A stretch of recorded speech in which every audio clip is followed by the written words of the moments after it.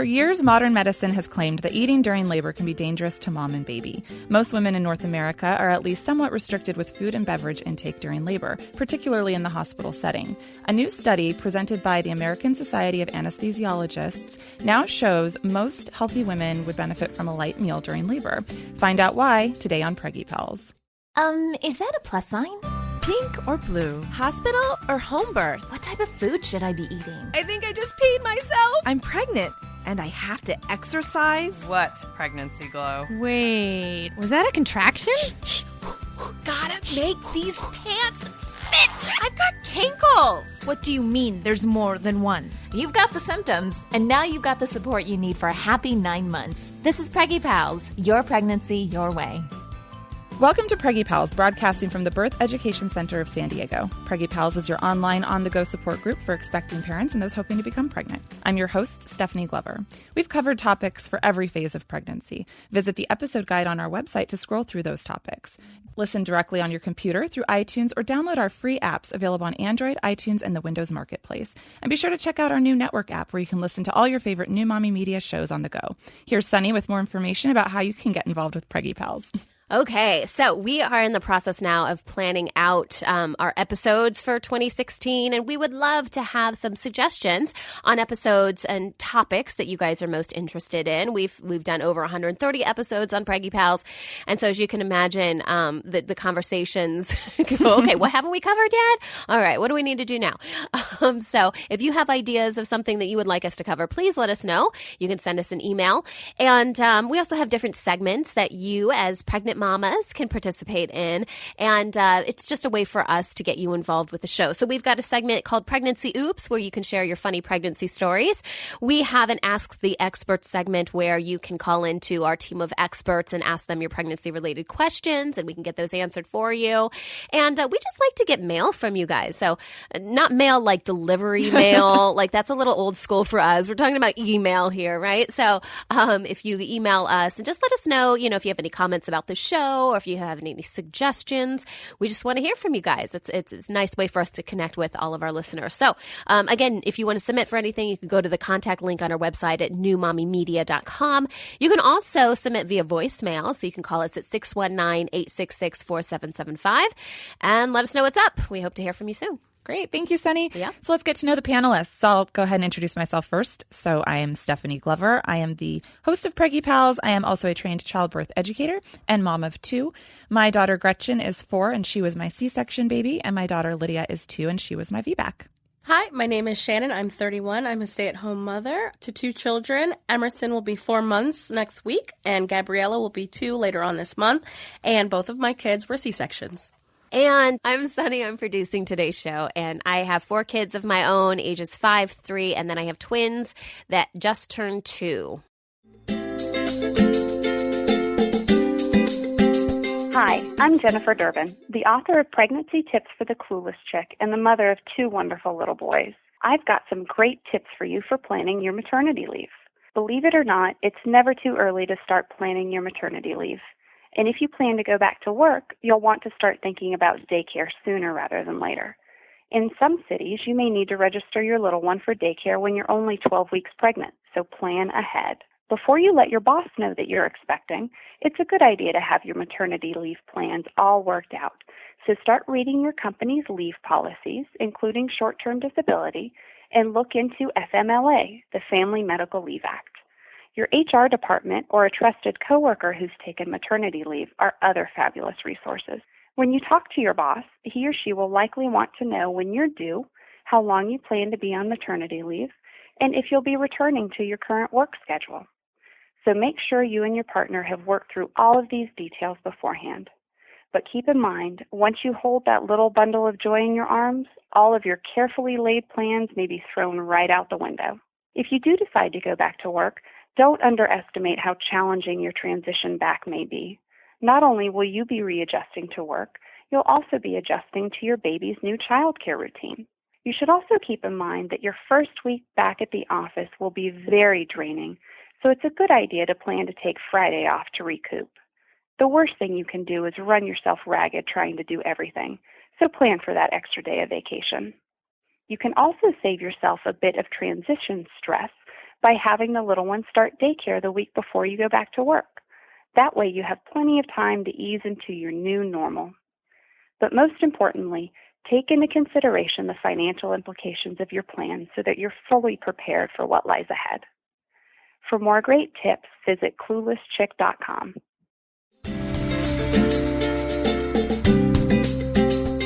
Today, Michael Bautista joins us on the phone from St. John's, Newfoundland, Canada, as our expert. Dr. Bautista was the co-author of the new study that was presented at the American Society of Anesthesiologists meeting in San Diego. He is also the Associate Professor of Faculty of Medicine at Memorial University of Newfoundland. Welcome to Preggy Pals, Dr. Bautista. Oh, thank you very much. So many expectant parents may not even realize that in many cases, mom might be discouraged to eat while in labor. So can you shed some light on how this fasting practice even came about? Sure. Well, it goes back to 1946 when a fellow Mendelssohn elucidated the cause of aspiration during general anesthesia for cesarean section as being inhaling the stomach contents into the lungs while the moms were under anesthetic. And since that time, there's been a very justifiable concern for this very dangerous and possibly deadly condition, and that's why moms have been told to fast in labor so that their stomachs would be empty in case they needed urgent surgery. So we know that there was the chance of aspiration. Was that a high risk when he had done that study? I don't have the numbers with me, but it wasn't the majority of them, but I think it would have been, see if I can find that. Well, no worries. I mean, but it wasn't a super high risk, but it was certainly there and enough to address. Yeah, that's right. Okay. Yeah. And because of the treatment at the time, it would have been more likely to result in death than it would be with modern medicine today. So it was quite a dangerous complication. Right. And so can you tell us about today's risks and how has it changed since then? Well, actually, the risk for aspiration and, the causation of it, and women's stomachs haven't changed in 69 years, so the risks are still there. However, those risks and our understanding of labor and the management of labor and the management of those risks has changed over the past 69 years. So I guess it's a management problem.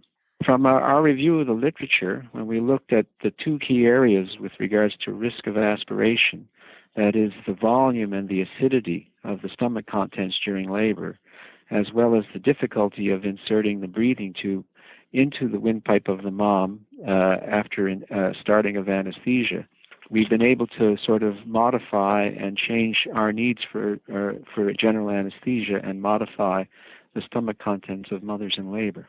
Now, panelists, had you been aware of these restrictions for, that you might not be able to eat or drink in labor? Did you know that going into labor and delivery? Oh, absolutely. Yeah, that was one of the main reasons my midwives told me, stay home as long as possible and, try and have light meals because if you end up going to the hospital, they're going to restrict, what you can eat, just in case you end up having a C-section. And being that I had a C-section with both kids, when I ended up at the hospital, with Emerson, for example, it was 6 a.m. and I had not eaten yet, and I was there because I'd fallen down the stairs, and I was 39 weeks pregnant.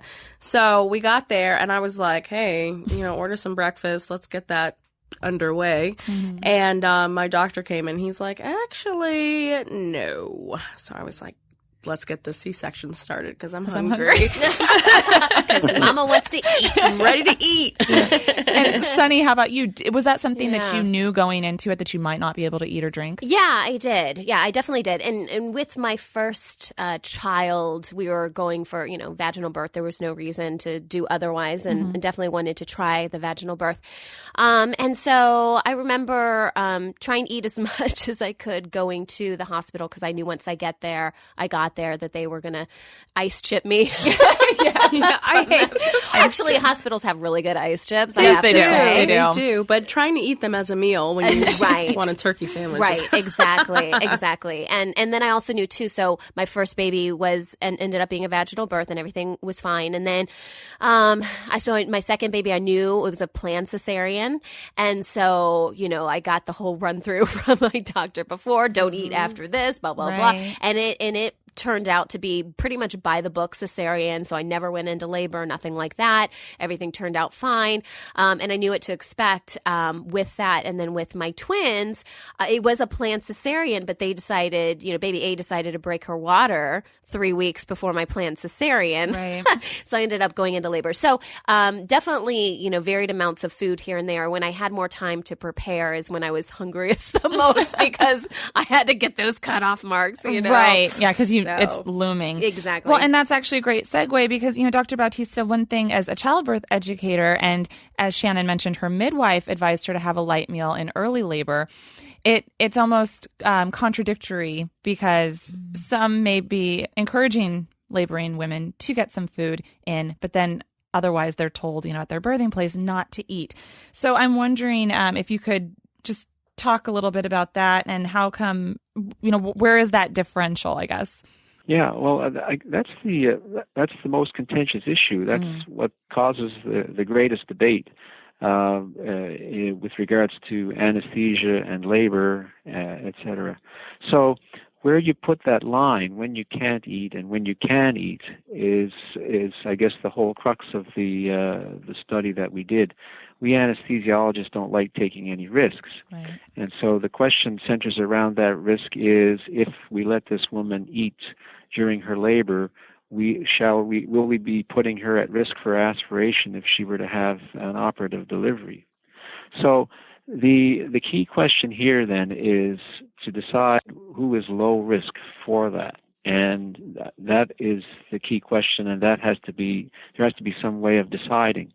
So if you were to anticipate that a woman is going to have a normal vaginal delivery, that you would have anticipated that there would be no problems with anesthesia should that be required, this would be a person that you would consider low risk for having something to eat during early labor. And so if that person, say, were to transition into a high-risk category, perhaps there's something wrong with the fetal heart or there's not adequate progress during labor, then one would have to revisit that decision should an eating policy be in place. But if you were to leave it to the mom, I gather that most women around 4 to 5 centimeters lose their appetite anyway, and now they remain thirsty.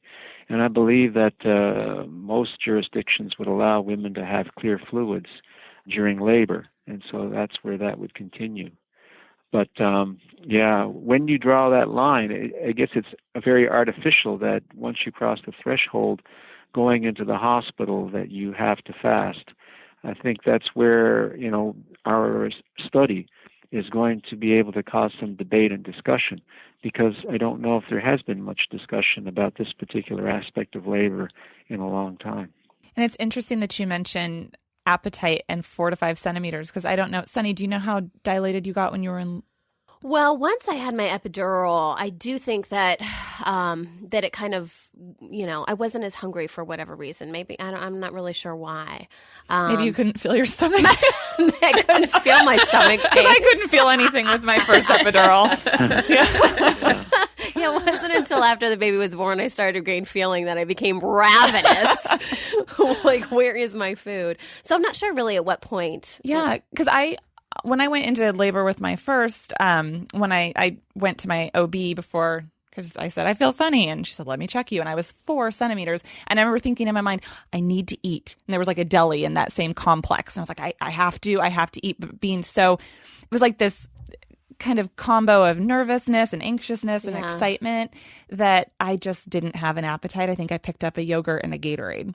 Oh. And shoved them in my purse just in case, but Right. I couldn't even eat then because you're like, this is my first baby. Oh my gosh, I'm having a baby like right now.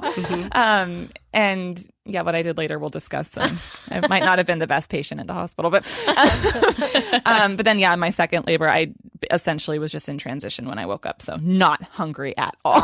Oh my gosh. No. So Yeah, I think that most mothers, I don't know if it would have been the epidural, but usually most women will have their epidural at 4 to 5 centimeters. So your appetite might have been on the wane even without the epidural. That's a common place for requests for epidurals in my experience.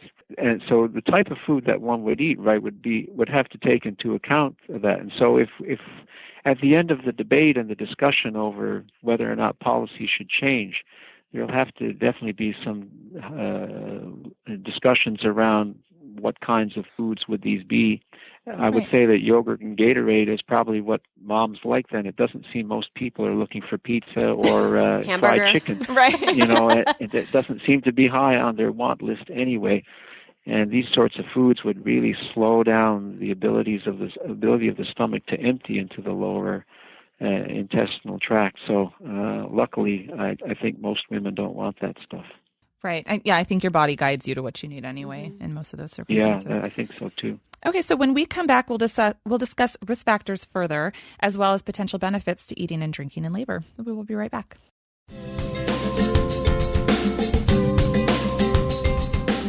Welcome back. Today we're discussing the risks and benefits of eating while in labor. Dr. Michael Bautista, Associate Professor with the Faculty of Medicine at Memorial University of Newfoundland, is joining us on the phone today as our expert. Dr. Bautista, you were starting to mention the different food types and what would not be very great for the woman's stomach and acid and just kind of in general heaviness of like fried chicken or maybe a giant meatloaf or something while in labor. Yes. And, how I went towards the Gatorade and the yogurt. What would be some other maybe beneficial light foods for, a low risk laboring woman? Well, if policies were to change, and our study didn't look at this. In fact, it's a question that we didn't anticipate, but sort of for the purposes of this and the media release for the meeting, we found that other places will highlight low-fat, low-residue food. So that would be things like toast and jam or yogurt or fruit juices, that sort of thing, and nothing too heavy. And I don't think that would be out of keeping of what many women in labor would want. They don't want anything too heavy. They want something to keep them going. Right. So I would, not having been in labor myself, I'm not sure, but no, but that would seem to be what would be appropriate from what I've been told by a midwife and that sort of thing. Yeah. Right. And reviewing some of the information on this study and just the topic in general, being an educator, it's often compared to a marathon runner. And that's correct. There's calories that are needed to sort of keep your body going. And I'm actually curious from the panelists, did you hit points of exhaustion or, did you hit points where you maybe thought if I had a little bit more fuel, would this have helped? But I don't know. I mean, every labor is so different. So I'm just wondering if you guys had any thoughts on that. I remember being full. So I had my C-section. So with Bree, they were inducing me. It took 3 days for them to be like, okay, you're not progressing. Your blood pressure hasn't lowered. So we're going to do a C-section. So they had me on fluids already. But afterwards, I remember feeling hungry and like wanting a turkey sandwich. And my mom and my husband will tell me that in the time that I did labor for a little bit before they decided the C-section, I was asking for whole milk. And I wanted apple juice. Huh. And that was it. And my husband gave me a glass of milk, and I guess I threw it up. I don't remember. But my mom has a story. She's like, I was so mad at John for giving you the milk because the doctor said not to have anything. Right. And I was very persuasive. And so I got my milk, and I promptly threw it all up.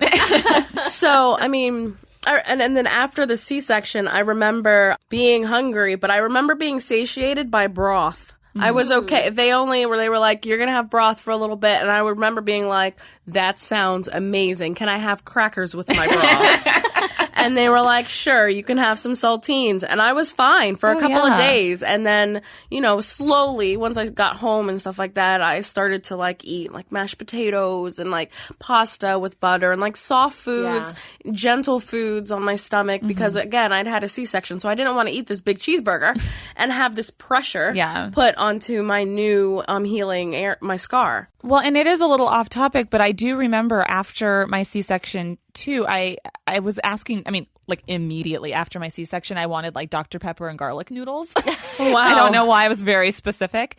And that not being allowed to eat for a while longer. And I just had it in my mind that everyone was just being mean to me.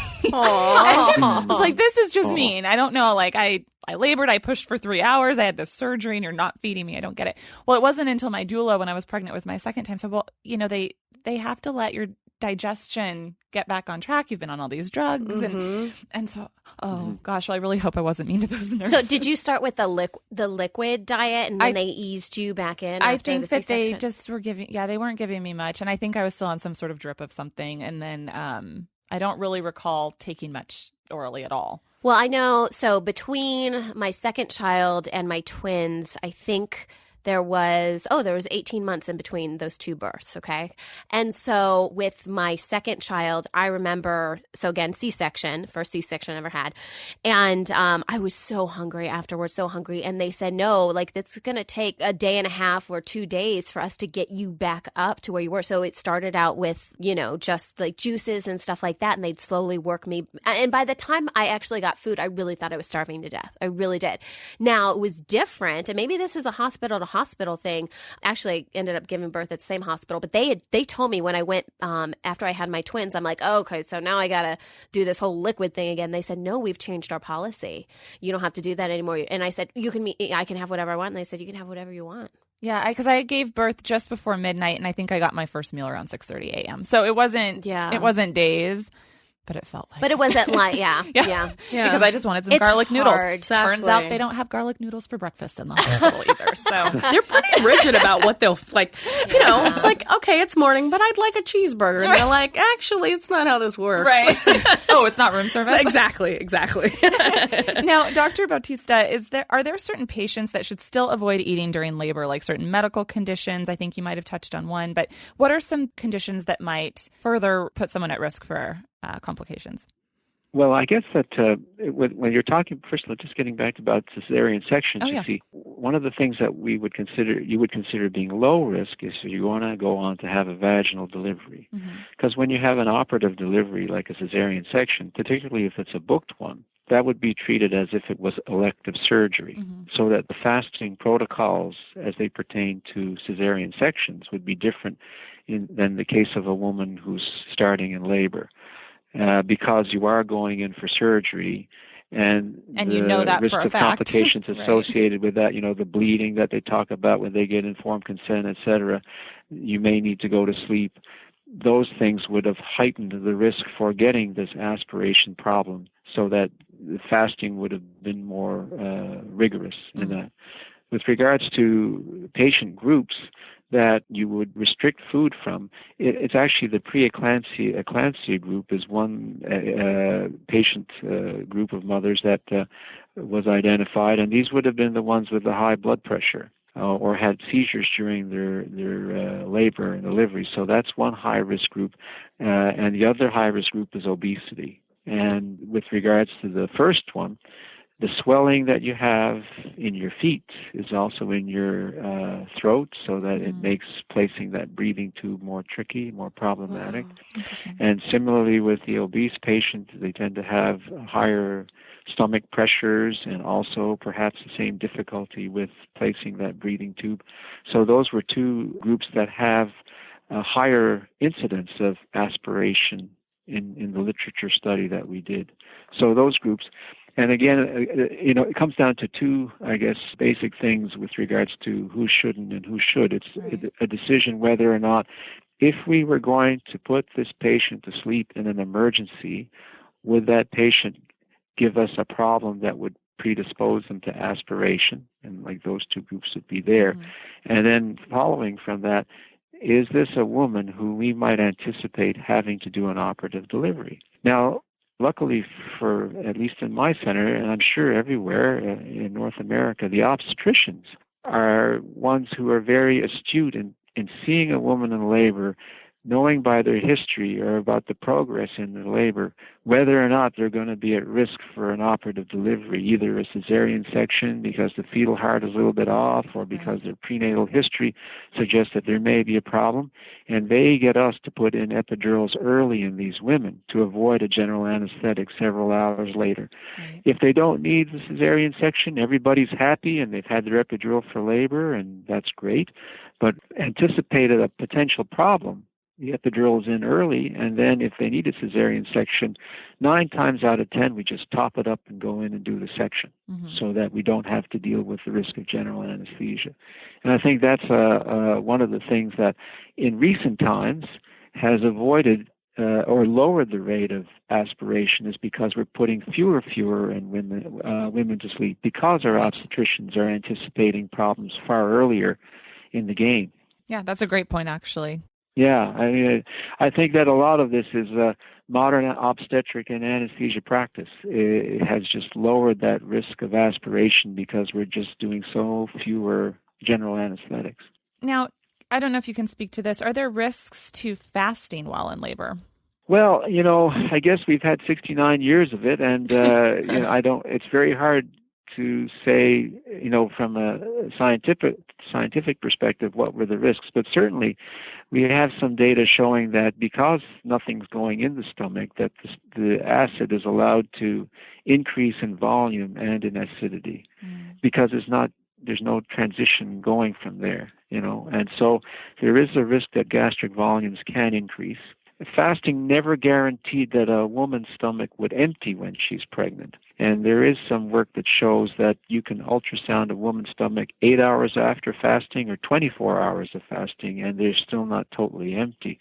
So that I guess the risk of fasting would have also been a false sense of security that I've got an empty stomach to deal with regards to my anesthetic. As it pertains to like the calorie deprivation that a woman has for not having eaten, we don't have any data on whether or not that increases, say, the risk of failing to progress, or is the lack of calories affecting the woman so she can't power through labor. I think that is an assumption, but it's not proven. Okay. Are the changes in the blood, because a woman can become more acidotic in her blood, does that have an adverse effect on the newborn baby or herself?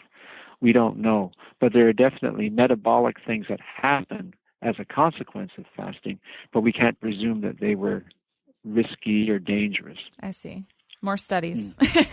Yeah, but I think that what we hope by this poster, which has happened more than ever, is that people are paying attention to the question.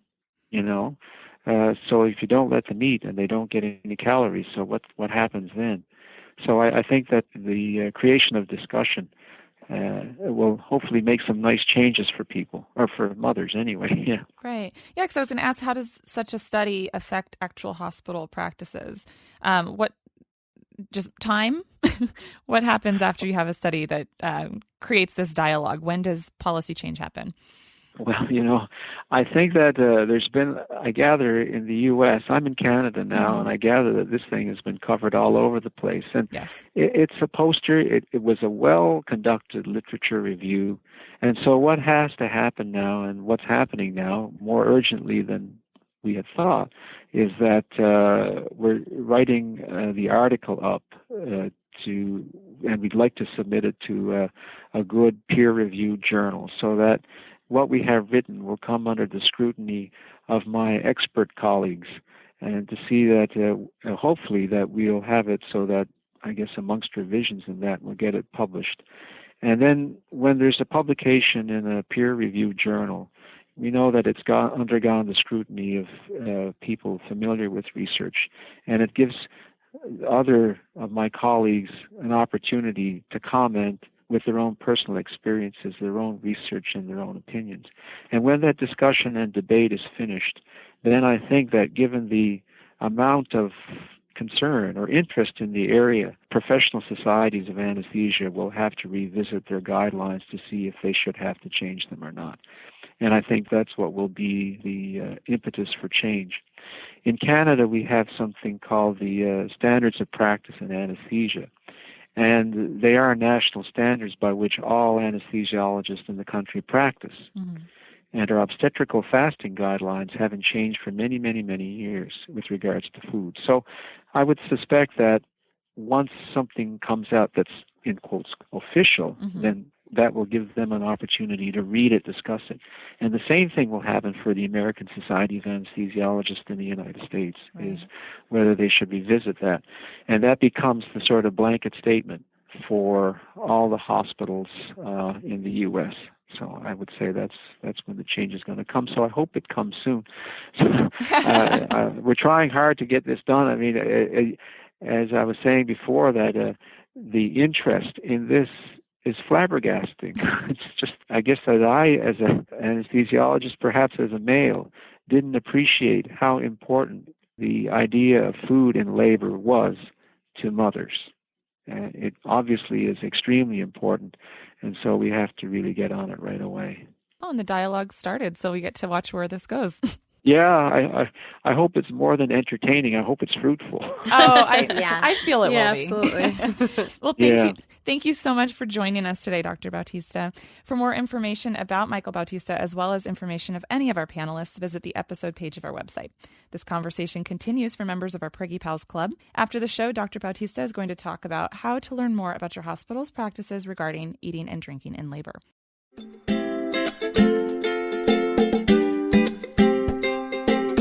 Hi, Preggy Pals. We have a question for one of our experts. Janice in Okinawa writes, my sister tells me that eating sushi is dangerous for the baby, but I see women doing it where I live all the time. What is the danger in eating sushi while pregnant? Hello, I'm Lindsay Sovic, a registered dietitian nutritionist in San Diego, California, USA. Janice, thanks for asking this question. In the United States, it is recommended that pregnant women do not consume raw fish because of the increased risk for exposure to parasites and bacteria. While a woman is pregnant, her immune system is not as strong, and this makes her more susceptible to foodborne illness. With this said, some women still choose to take the risk and indulge in things like raw sushi from reputable restaurants. Just always talk this over with your physician or midwife. It is not, however, recommended that you cut out fish altogether when pregnant. Pregnant women can consider choosing cooked versions of sushi for a safer option, provided the chef cleans the prep surface before making the sushi. Consuming low-mercury fish provides your body with omega-3s, which are crucial to the baby's brain development. To keep mercury levels low, it's recommended that one consume 12 ounces or less of low-mercury-containing fish per week. Some examples are salmon, anchovies, herring, sardines, trout, pan-like tuna, and Atlantic and Pacific mackerel. I hope this is helpful. Thanks. That wraps up our show for today. We appreciate you listening to Preggy Pals. Don't forget to check out our sister shows Newbies for postpartum moms during baby's first year, Parent Savers for parents with infants and toddlers, Twin Talks for parents of multiples, and the Boob Group for moms who breastfeed. This is Preggy Pals, your pregnancy, your way. This has been a New Mommy Media production. The information and material contained in this episode are presented for educational purposes only. Statements and opinions expressed in this episode are not necessarily those of New Mommy Media and should not be considered facts. While such information and materials are believed to be accurate, it is not intended to replace or substitute for professional medical advice or care, and should not be used for diagnosing or treating healthcare problem or disease or prescribing any medication. If you have questions or concerns regarding your physical or mental health or the health of your baby, please seek assistance from a qualified healthcare provider. How would you like to have your own show on the New Mommy Media Network? We're expanding our lineup and looking for great content. If you're a business or organization interested in learning more about our co-branded podcasts, visit our website at newmommymedia.com.